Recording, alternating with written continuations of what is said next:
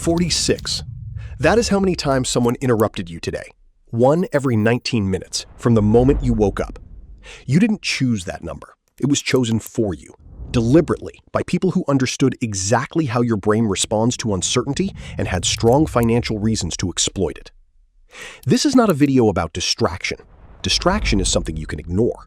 What has been happening inside your brain is something different, a conditioned reflex, engineered without your consent, that now fires whether you want it to or not.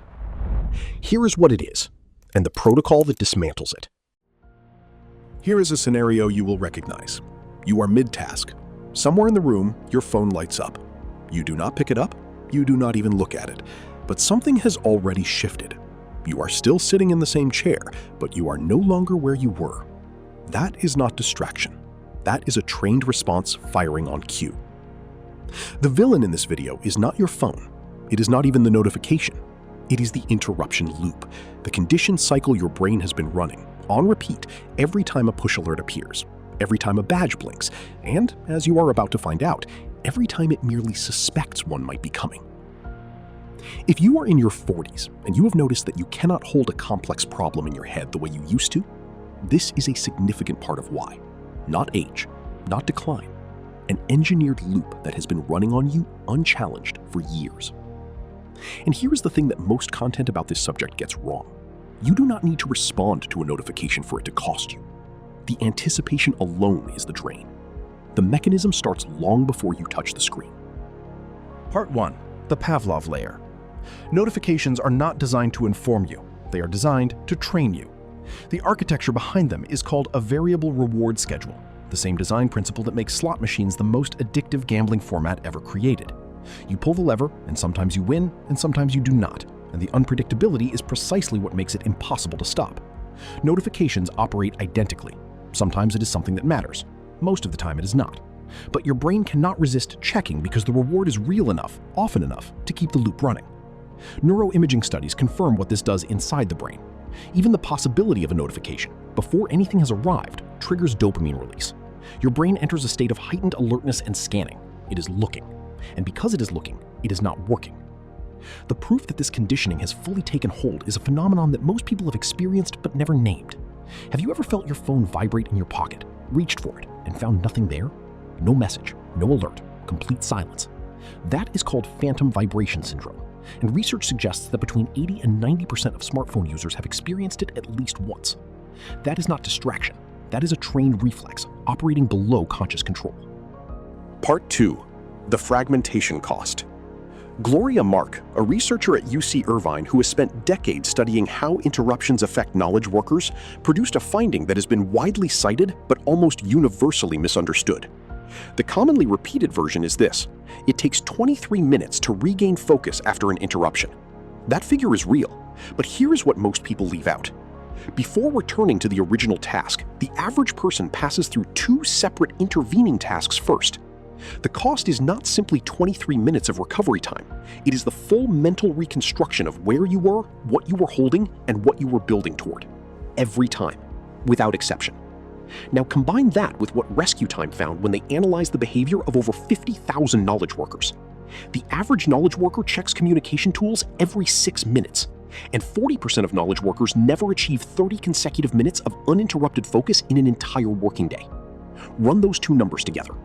A 23-minute recovery window, a 6-minute checking interval. You are never actually working at full depth. You are doing something that looks like work from the outside, while your brain cycles through a permanent state of interrupted recovery. David, who cannot understand why he is exhausted before lunch, this is why. Part 3. The retraining effect. This is the part that most content about notifications never reaches, and it is the part that actually matters.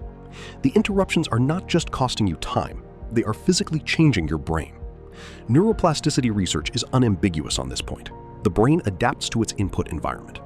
Recurrent switching between digital stimuli, the constant pull from one fragment of attention to the next, reinforces the neural circuits responsible for shallow, rapid processing, at the direct expense of the circuits that support deep, sustained focus.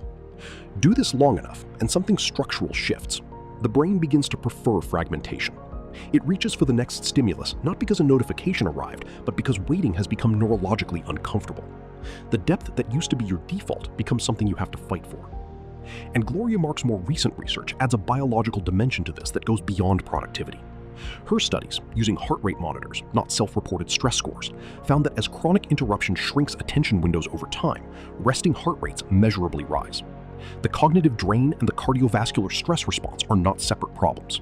They are the same problem, tracked by different instruments. This is not a feeling. This is physiology. Here is the part most people miss. You are not being distracted by your notifications. You have been trained to distract yourself, even when there is nothing there. The question is not whether you check your phone too much. The question is, what happens to someone who does this, without intervention, for 5 more years?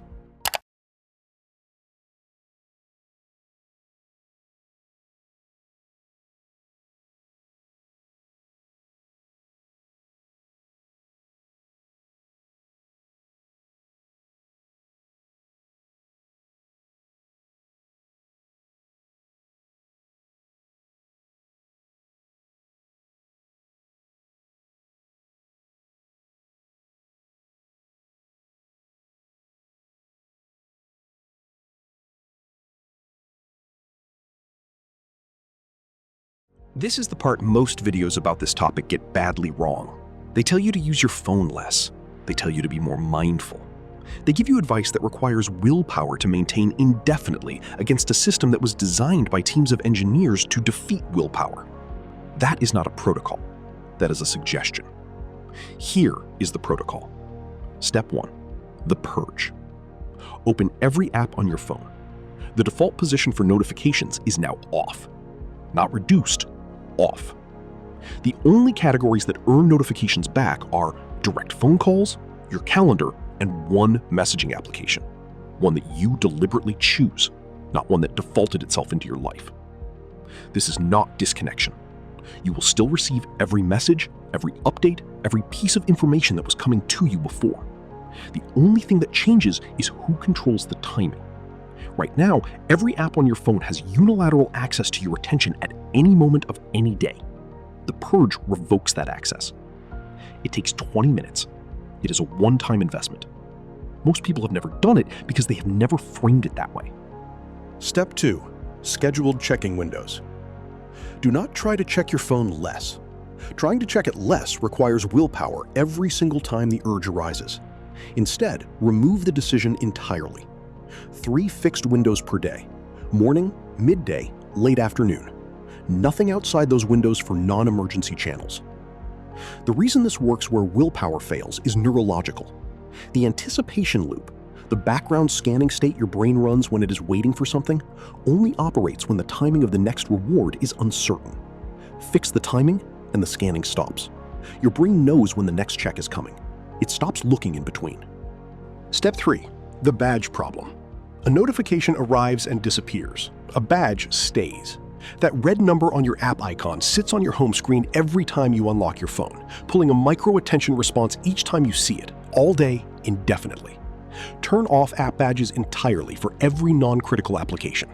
This is a separate setting from notifications on both iOS and Android. Most people have never touched it. If you will only do one of these 3 steps, do step 1. A complete notification purge done once eliminates the majority of the problem. Do not let the full protocol become a reason to do nothing. Neuroplasticity works in both directions.